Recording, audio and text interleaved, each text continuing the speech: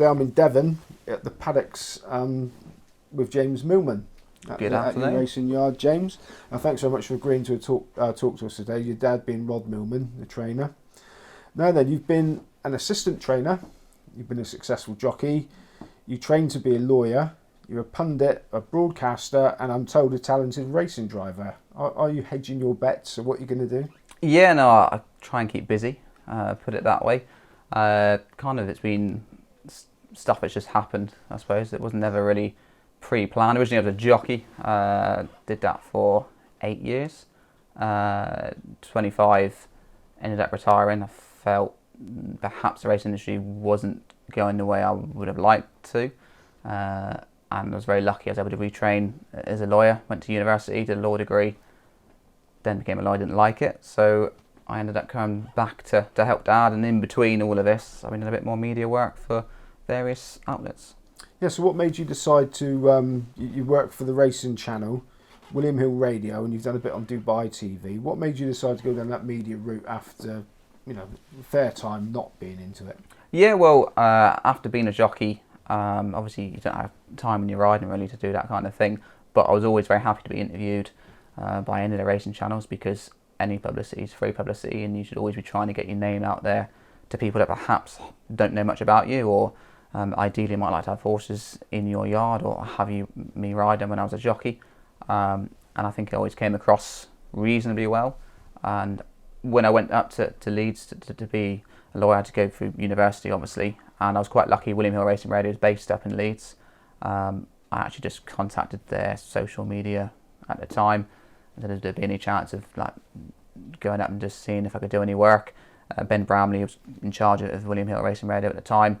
He said, "Yep, come in, have a go." Touch with that went quite well, and I was very lucky. Through university, I worked 2-3 days a week for William Hill Racing Radio, and that meant that I didn't get into any debt going to university, and obviously it gave me lots of experience doing every single race every single day, and I kind of gained probably 3-4 years of doing that. And then I was very lucky. Jets, who actually paid for my law degree, which is Jockey Employment Training Scheme, which gives jockeys opportunities after you've retired. They had like a media day at Racing UK, so I'd already completed my degree, and there was space, so I went down. Luckily, I had a day with them. Rishi Prasad, I think, was helping out, and I said, "Look, is there any potential work available?" And they said, "Yeah, if you've got any spare slots." I think I did a Kempton evening meeting with Richard Hoyles and Steve Mellish, and basically it was all went quite well, and they offered me more shifts. So I've kind of gone into that not planning to work in the media side, but it kind of just picked up naturally, I suppose. Okay, and but being naturally, because you've grown up in the racing yard basically here in Columpton. So you tell us a bit about a childhood in a yard like this. Is it something that you'd recommend? It's not a normal childhood, I suppose.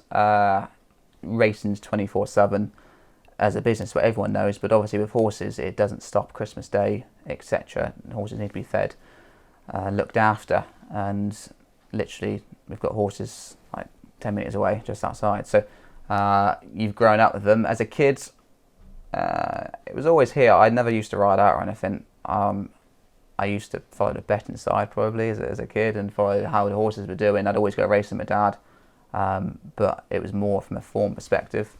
I think they said that I learnt to read from the Racing Post when I was about 2 or 3 or whatever, and I've it's just been there. It's not like you've wanted to do it. It's just always been what you're used to.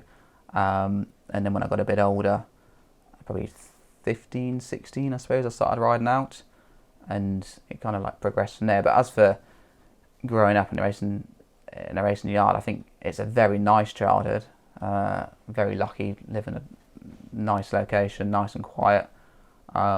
It's probably very removed from what normal people, I suppose, have, because come summer holidays, I'll be back here with the horses and stuff, and you don't have probably what the normal kids, I suppose do. But yeah, I think it's generally a very, very lucky upbringing to have. And what was your initial ambition? Did you want to be a jockey or did you want to be a trainer? Formula One driver was what I wanted to be. I used to do karting from about 10 till 16. So my weekends with my granddad, who used to run a motor racing team, that's what I would do at weekends. So definitely wasn't a jockey. I think if people ever asked me, it would definitely be no. Probably possibly training, because I've always been interested in entries, form, etc. And I've always liked horses. But yeah, definitely when I was probably up to about 13, 14, it would have been motor racing driver. But I wasn't good enough as a kid, didn't have the financial backing. So horses probably was a much easier option. Okay, so you were assistant trainer with your dad, and also you were a jockey. So that those careers go in tandem together. Yeah, so they did. So initially, I started off as an amateur. I had no ambition to be a jockey. Literally, the lads in the yard taught me to ride to survive in an amateur riders race. So I wasn't very good. Got a little bit better. At the time, once I was 17, there used to be a lot more races for gentlemen amateur riders, whereas actually it became a lot more lady riders races. So there wasn't so many races for the couple of family horses that we had for me to ride in, and I used to get fed up leading up the professional jockeys. So I just thought, get my apprentice license out. I thought it'd always be too heavy, because I think my first ride was about 8 stone 10, I suppose, when I was 16. So realistically, I thought I'd never be light enough. But I got my weight down reasonably well, got my apprentice license out. The plan was only to just ride for a year or so. I went to Clive Cox's as an apprentice for a little while. And because I didn't really get taught how to ride when I went to Clive's, I wasn't particularly very good at riding out at home. And Clive had Adam Kirby at the time, so probably didn't get on very well in that year as an apprentice. I was there for 6 months. Luckily I went to Dean Ivory's after that, and I had 9 months at Dean's. And Dean's was a much smaller yard, had horses where apprentices could ride them. So I had about 80 rides for Dean. I think I had 5 winners. But I got heavy, unfortunately. I was about 8, 12, probably most days. And even 10, 15 years ago, the weights were a lot lower.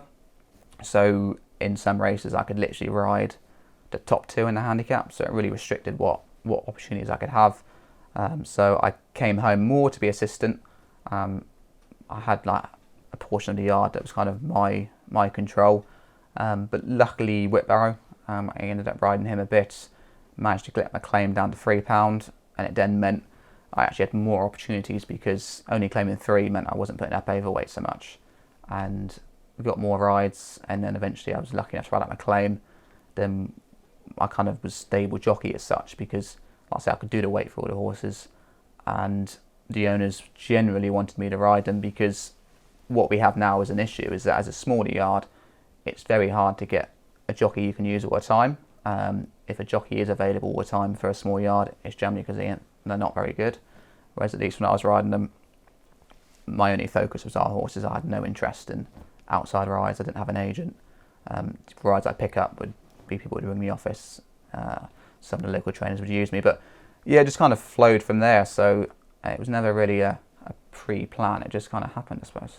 So you've been a bit modest, because you rode 137 winners and you won nearly £1 million in prize, 882,000 in prize money, before you gave it up. I mean, why eventually did you decide to turn in being a jockey, and what were the best and worst times of it, that part of your career? Okay, so 2011 was my best ever season. We had 27 winners, and we'd worked really hard, set up a racing club, got a few members, got a few owners into the yard, and unfortunately the recession that happened in like 2009. In racing, it takes like a few years to filter down, because once people have got a horse, they tend to keep that horse, but they can't reinvest into a new one. And very sadly, one of our leading owner breeders unfortunately passed away, and she had, I think, 6 or 7 horses of us. A few of the other owners couldn't afford to keep the horses in training, and we ended up probably losing about a third of our string. And all the hard work I'd put into those horses, seeing them have to go to sales, go elsewhere, it was kind of a little bit demoralising. And trying to see what route racing would go at that time, I thought it's probably good to have alternative options. So next year wasn't a particularly great year, and we lost quite a lot of horses. So I thought just have a normal life and see how that would pan out. And your last ride, is that the correct? Is she? Yeah. She was a winner. So did you sort yourself out one to go out with a bang on? I wish it was. So I was quite lucky. The mare that I learnt to ride on, we kept her and had her as a brood mare, and she had 3 foals. All 3 won. Issue was at the last foal. Unfortunately, she had a lot of problems, and we syndicated her, but she was very, very difficult to train. She wasn't very sound, but I managed to get 2 runs into her, I think in November, December, in maiden. She finished 3rd, I think on the 17th of December, and I was like, well, we'll give her one more run, because the maidens that time of year are really, really poor. She was only rated 48, so when you've got one rated 48, it's definitely not a plan to try and get her to win a maiden. But I was very lucky there was 6 runners. It wasn't a particularly strong race. Put the blinkers on for the first time, which made a difference, and luckily she managed to win. So it was a great feeling to go out onto a winner. You kind of said what were the good and bad things about riding. I could probably name a lot more bad things than good. For me, my weight was always an issue. So I think in my last ride I did 8:12 on Ishi. But so that was like a week before Christmas. I think in 10 days I was like 10 stone 2. So just my weight naturally, it was always a struggle. I think every day I'd probably wake up 9:2, and you'd have to be taking off 4 or 5 pound in a sauna, which that just does your head in, because your whole life is structured around what you can eat, what you can do. If I wasn't riding, you have to be in the gym to keep the weight down. And say you have a week off, it's nice for a couple of days to eat, and then your weight just goes sky high, and you've got to take all that weight off. It's just a constantly on your mind. The travelling, so I used to drive the horse box all the time. So like, I'd be leaving the yard, probably ride 2 out, feed in the mornings, get in the lorry, drive probably 3-4 hours somewhere, sit in the sauna for 2 hours, ride the horse, hopefully it's gone well, talk to the owners afterwards, get back in the box, drive home, get home, sort out entries, sort out paperwork, etc, etc. So it was literally, you're doing 18-hour days every day. So it's pretty intense. The good parts were all the work that you've done at home. I was lucky enough to ride them on a track, and it's basically all down to you. So you've kind of done everything, which that was always a good sense of achievement. And riding winners, everyone's going to say that's a good thing.